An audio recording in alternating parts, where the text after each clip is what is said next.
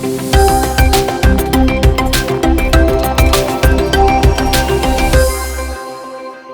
tal? Bienvenidos a la entrevista. En esta ocasión platicaremos con el doctor Gadi Sabiki, que es el Comisionado Nacional contra las Adicciones. Doctor, muchas gracias por acompañarnos.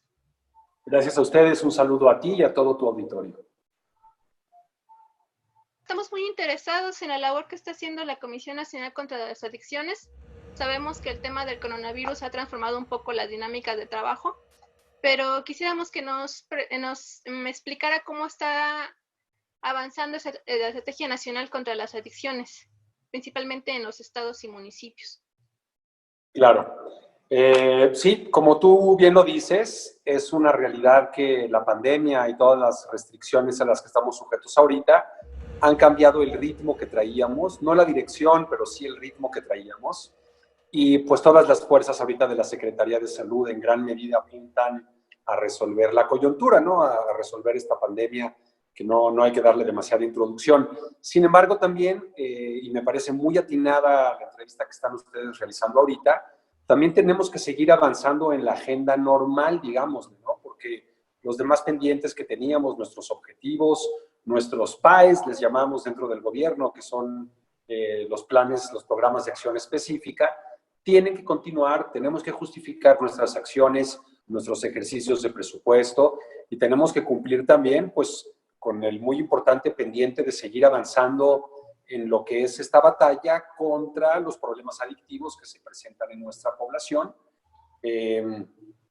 Ciertamente sabemos que es un problema en el que es difícil el poder poner la bandera y clamar victoria, y decir ya no hay nadie en ningún lugar que está consumiendo ningún tipo de sustancia. Sabemos que eso es bastante inalcanzable, pero creo que hemos avanzado mucho en la Estrategia Nacional para la Prevención de las Adicciones, le hace como la campaña Juntos por la Paz también. Sí hemos avanzado mucho en tener un diagnóstico más claro de cada uno de los estados, de cada uno de los municipios, de los 2000 y feria, ¿no? Tenemos también una idea bastante clara de cómo está funcionando nuestra estructura, nuestro personal. Tenemos también un diagnóstico de nuestros faltantes y tenemos más o menos una ruta para ir solventándolos. Tenemos en algún momento que inyectar un poco de inversión a los centros CAPAS, que de alguna forma son el esqueleto, son la estructura básica primaria de esta estrategia. Los CAPAS son los centros de atención primaria en adicciones. Tenemos 363 unidades en este momento, de las cuales funcionan casi todas, con un par de excepciones que han habido inundaciones o sismos o alguna cuestión muy fuera de nuestras manos. La gran mayoría de ellas siguen funcionando con una guardia pequeña en este momento, pero en la medida en que vayamos relajando las situaciones de restricción y la sana distancia, volveremos a nuestras actividades de psicoeducación, de atención a familias de usuarios, de atención primaria a los usuarios, y necesitamos inyectarle un poco de dinero a la estructura física de estos lugares. Habitualmente el predio en el que se encuentran los ha donado el estado en el que se encuentran. Los edificios, la estructura física, el inmueble, se construyó con el dinero que se decomisó a este ciudadano México-chino en aquella temporada de las pacas de dinero, y la nómina la manejamos de manera bipartita entre los estados y la federación. Cada uno de los estados tiene un representante que es el Comisionado Estatal contra las Adicciones, es el SECA, y que está muy vinculado con cada uno de estos CAPAS. Necesitamos ampliar también nuestros recursos humanos.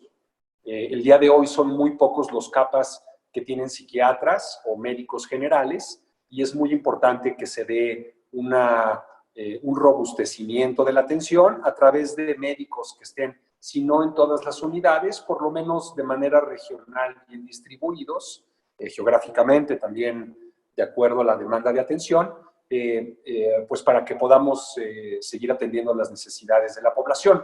Otra cosa importante que ha sucedido es que a través del Consejo Nacional de Salud Mental y los servicios de atención psiquiátrica, que son dirigidos por el grupo de compañeros que somos el brazo de salud mental del gobierno, digamos, hemos iniciado ya con una capacitación y una forma de capacitación continua y vinculación, pues igual con todos los estados de la República, con los grupos de autoayuda. Estamos queriendo también incidir fuerte sobre los centros residenciales, ¿no?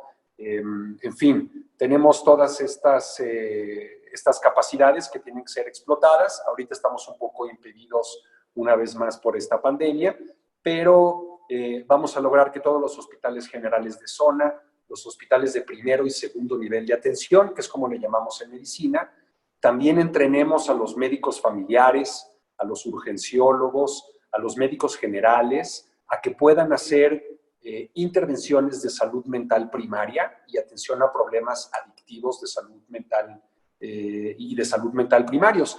Tenemos, por ejemplo, ahorita un par de situaciones que nos son muy importantes.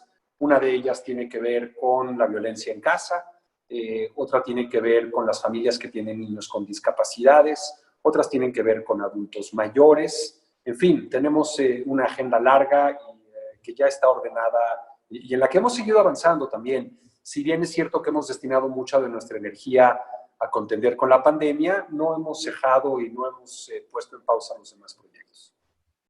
Ok, ¿se puede hablar de focos rojos o zonas prioritarias de atención, haciendo un mapeo a nivel nacional? Sí, mira, voy a empezar a hablar en primer lugar de cuestiones que tienen que ver con sustancias. Cuando hablamos de consumo de sustancias, el país se divide principalmente en tres grandes franjas.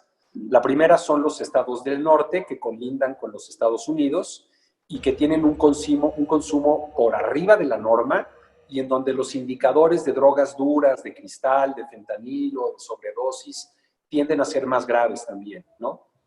Después tenemos la franja central, que va un poco, te diría yo, como de Veracruz hacia el Bajío, ¿no?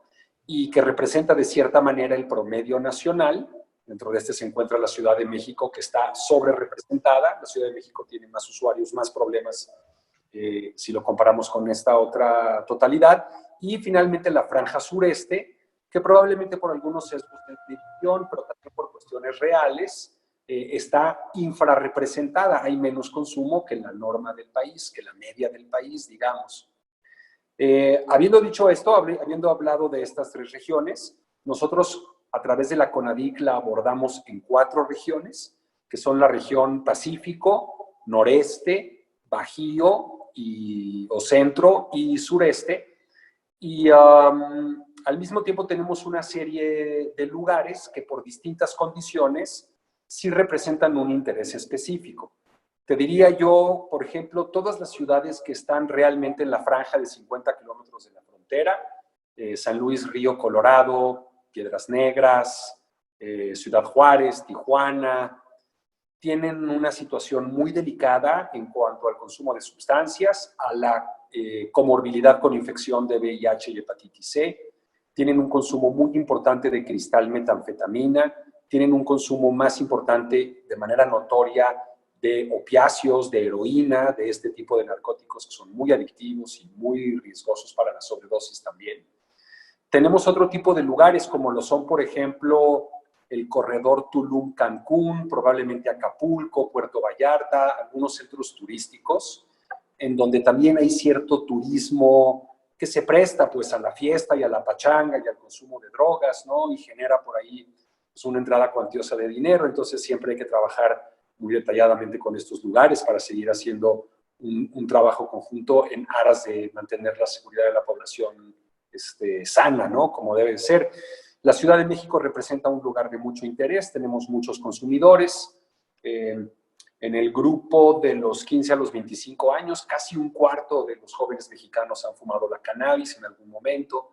Tenemos a lo largo y ancho del país una pandemia de consumo de alcohol en menores de edad que preocupa mucho. De todas las drogas es la que más mexicanos y mexicanas mata y la que más mexicanos y mexicanas enferma también y que se encuentra muy disponible. Ahorita no, ¿verdad? Porque ya se agotó la cerveza en el país, pero bueno, habitualmente está muy al alcance de la mano de cualquier ciudadano. Y del tabaco también, que ahorita estamos, quiero pensar que si algo bueno va a salir de toda esta epidemia y todo este confinamiento, tiene que ver que los aspectos relativos a la pandemia del tabaco sí se están empezando a modificar y estamos empezando a ver asociaciones muy importantes entre el riesgo de infectarse, el riesgo de agravarse y el riesgo de morirse por COVID cuando una persona es fumadora o usuaria de los famosos dispositivos de entrega electrónica de nicotina, ¿no? O que se les llaman vapeadores, de los cuales hay pues, muchos modelos y muchos insumos para ellos. Hablando de los municipios de la franja fronteriza, San Luis Río Colorado, Piedras Negras, Ciudad Juárez, ¿cómo trabajan los comisionados estatales con los alcaldes o, bueno, los presidentes municipales? ¿Hay una cierta capacitación o cómo es la sinergia? Sí, hay una capacitación muy intensa. Te quiero comentar que todos los comisionados, tanto yo como comisionado nacional y los comisionados estatales, nos reunimos todos anualmente para hacer un gran encuentro en donde compartimos experiencias, vemos nuestras metas, cómo las medimos y demás. Habitualmente, el comisionado estatal contra las adicciones es designado por el gobernador del estado y la mayoría de las veces, no quiero particularizar demasiado, ¿no? Porque no quiero darle a esto un tinte político o politizado, pero hay algunas instancias en donde, por ejemplo, la ciudad está bajo la alcaldía o está bajo el gobierno de un partido y el estado está bajo el gobierno de otro. Entonces, a veces tenemos por ahí algunas dificultades en cuanto a cómo es la organización de la integración de los esfuerzos, pero lo que yo he visto es que ante lo titánico del reto y lo importante de actuar conforme a esto, sí hace que a veces logremos pues trascender estas líneas políticas, ¿no? Y las ambiciones políticas de partidos y de personas.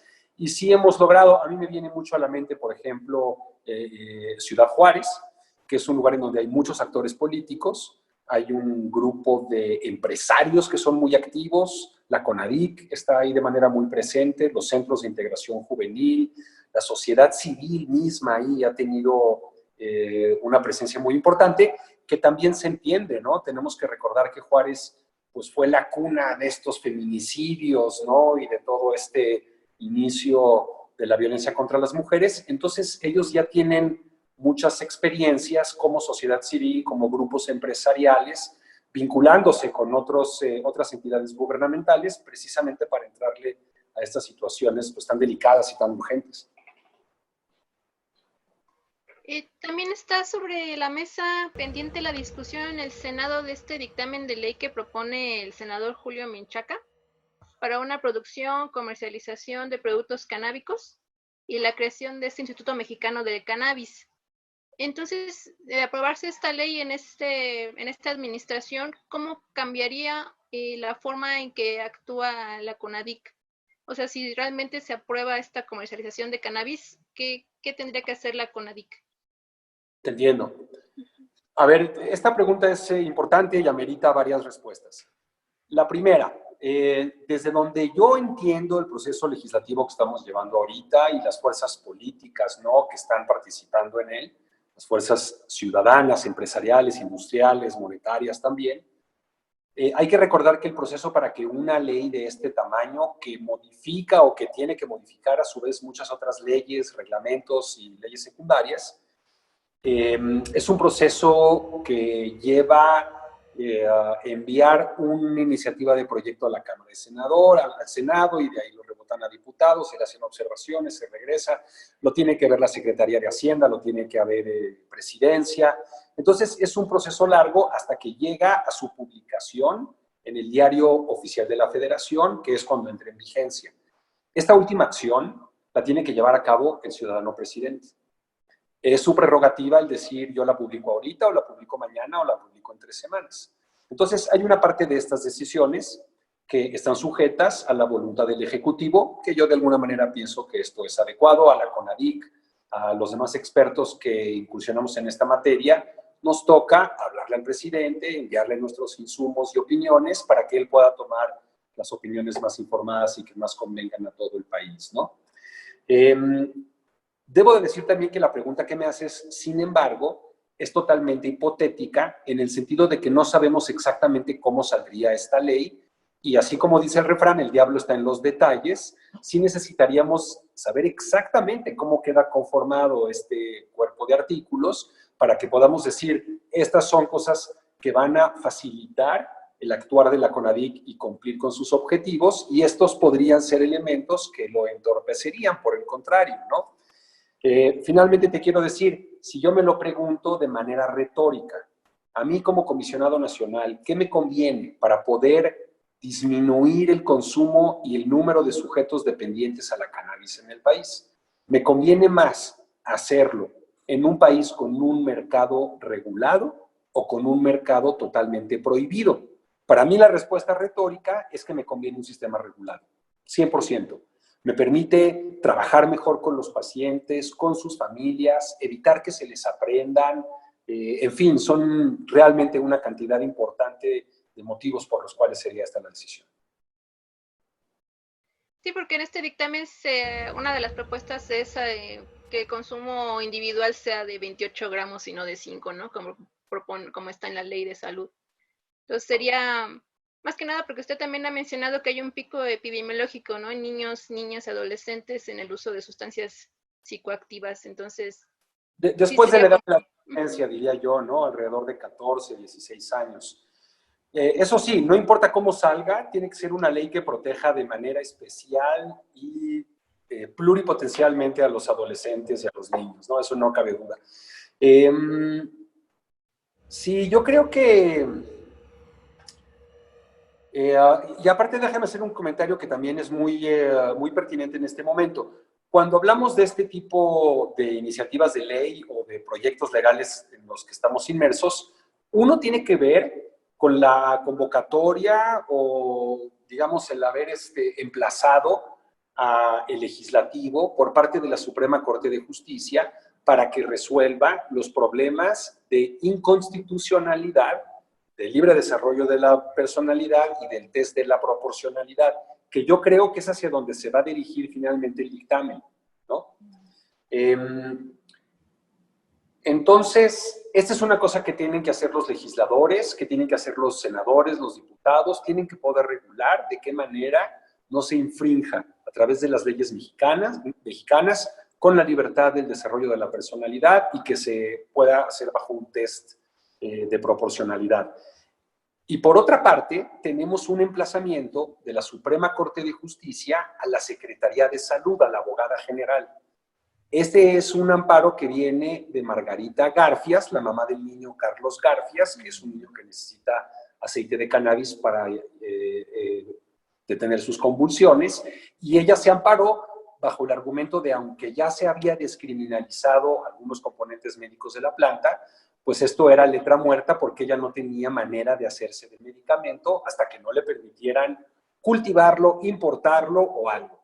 Entonces, este es otro proyecto que se está llevando en la Secretaría de Salud, que tenía que haberse entregado también el día 30 de abril, pero que por razones que ya todos conocemos, también ahorita está en este impasse, ¿no? En esta prórroga.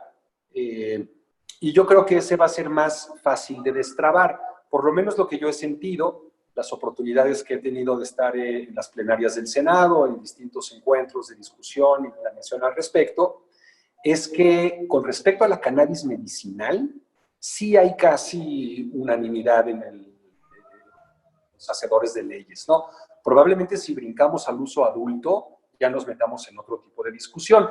Y el tercer elemento, yo creo que también está bien librado, que tiene que ver con el cáñamo industrial, que son todos los usos no de consumo humano que se le dan a la planta, como en el papel, los aceites, las telas, las fibras, los compactados, los aglutinados, los ladrillos, hay muchas cosas que se hacen de la planta y que se hace con cosechas que no tienen componentes intoxicantes. Entonces yo creo que esa puede ir por un fast track también, probablemente la médica también.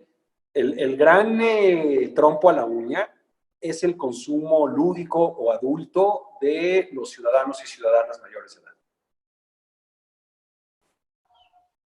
Muy bien, doctor. Entonces, nada más para concluir, ¿cuál sería la agenda para este año de la CONADIC? Bueno, ahorita no es algo ajeno a nuestra agenda, simplemente ha tenido que ser, ¿cómo llamarle? Quizás levemente reajustado o reorientado, como ustedes probablemente lo hayan visto en la nota periodística, en las conferencias que hay de la Secretaría de Salud, de la Presidencia. Estamos poniendo un énfasis muy importante en la salud mental de la población y de los servidores de salud, porque sabemos que esa viene junto con otra ola, ¿no? Los problemas de salud mental. Y dentro de este universo de problemas de salud mental, tenemos también el que se ha intensificado un tanto el consumo de alcohol, probablemente de tabaco y otras sustancias también. Y esto sí ya es un menester, atributo y obligación obligada, perdón por la redundancia, de la CONADIC. Entonces, hemos seguido trabajando, somos los que nos estamos haciendo cargo de esta parte, junto con otras instituciones como los Centros de Integración Juvenil y el ISSSTE, el IMSS, la Secretaría de Marina, de la Defensa, y creo que eso lo estamos haciendo bastante bien. Hay algunas cuestiones relativas a la campaña, en especial a los tiempos mediáticos que estamos utilizando, en donde estamos afinando exactamente la brújula para ver cómo podemos hacer un mensaje que pueda apelar a los no usuarios, a los usuarios, a las familias donde no hay consumo de drogas y donde hay problemas de drogas. Y esto no ha resultado del todo sencillo, porque hay muchos elementos de tipo técnico, incluso algunos elementos de tipo ideológico, por llamarle así de alguna manera, en donde pues, estamos discutiendo, estamos haciendo política para llegar a un consenso, ¿no? El gobierno, la Secretaría de Salud, el gobierno del presidente Andrés Manuel López Obrador, hacia adentro es un gobierno plural, democrático, y hay muchas voces, unas más a favor que otras, y tenemos que poder tener cierto unísono entre nosotros.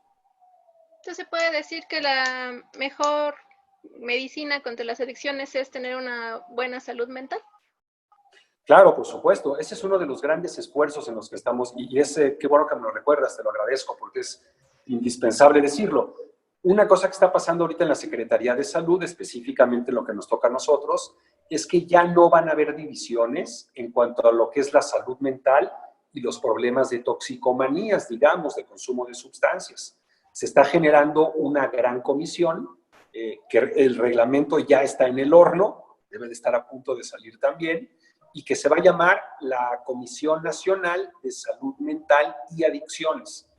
Entonces, efectivamente, se va a ver a los problemas de tipo adictivo como uno más de los capítulos de las enfermedades y los trastornos de la conducta, los pensamientos y las emociones. Okay. Muy bien, doctor. Y bueno, esta salud mental tiene que ser desde la infancia, quiero pensar. Sí, absolutamente, ¿eh? Por eso, cuando hablamos de mejorar la salud mental de nuestra ciudadanía, no tenemos de otra más que observar los factores biopsicosociales, los factores protectores, los factores de riesgo, manipular, ¿no? Intervenir sobre estos factores, reforzando los positivos y tratando de minimizar al máximo los negativos. Pero esto es harto difícil, ¿no? Porque criar a un niño para que sea un ciudadano que crea en su trabajo, que sea colaborador, que sea entregado, que sea tesonero, tenaz, no es fácil. Necesita padres entregados, educados a su vez, necesita un sistema de educación y de salud que siempre funcione. Y en ese sentido, pues sí, tenemos muchas cosas que mejorar de la nación como tal para poder sobre esa plataforma construir una mejor salud mental de las familias y las personas. Tenemos que recuperar, por ejemplo, los espacios públicos que se han perdido, ¿no? Es muy trágico ver cómo en algunos lugares las canchas de básquet y los columpios que están ahí junto al zócalo de la localidad, pues es el lugar justamente a donde llegan las personas a beber cerveza y a veces a hacer ahí ciertas conductas de grafiti o de consumo de drogas. Entonces tenemos que recuperar este espacio para los chavos, para las chavas, los jóvenes, las familias, los deportistas, ¿no? Las familias domingueras. Tenemos que hacer que las personas que tengan un problema de salud mental tengan realmente una instancia a donde acudir. Y con la entrada de este gobierno en la Secretaría de Salud, nos dimos cuenta de manera bastante preocupante, ¿no? Triste también, el que hay una faltante increíble de salud mental en una gran parte de la población, de los poblados, ¿no? De los 130 millones de habitantes que conforman el país. Pues te diría yo que cerca de 50 millones están en una condición de muy difícil acceso a la salud mental y por eso estamos capacitando como nunca se había hecho. Te estoy hablando de números de 30,000 capacitaciones, por ejemplo, en un instrumento que desarrolló la Organización Panamericana de la Salud, que se llama MHGAP, por sus siglas en inglés, que se llama Mental Health Gap. Y es un instrumento complejo, muy completo, que se puede utilizar para entrenar a psicólogos, maestros, trabajadores sociales, médicos, enfermeras, odontólogos, para que tomen medidas de salud mental, para que puedan, como decimos en la Secretaría, bajar la salud mental a la comunidad y que no se quede nada más en los hospitales de superespecialidad, que en México tenemos unas cuantas joyas realmente de hospitales, ¿no? Sin embargo, necesitamos de que en ese sentido el dinero pues también se distribuya de manera adecuada. Claro que sí. Pues muy bien, doctor, pues yo le agradezco mucho el tiempo de la entrevista y si nos permite seguir en contacto para futuras colaboraciones. Con todo gusto, aquí Aristides, el director de comunicación, siempre está atento a ello y les agradezco mucho a ustedes, a ti personalmente también el interés y un saludo a todo tu teleauditorio.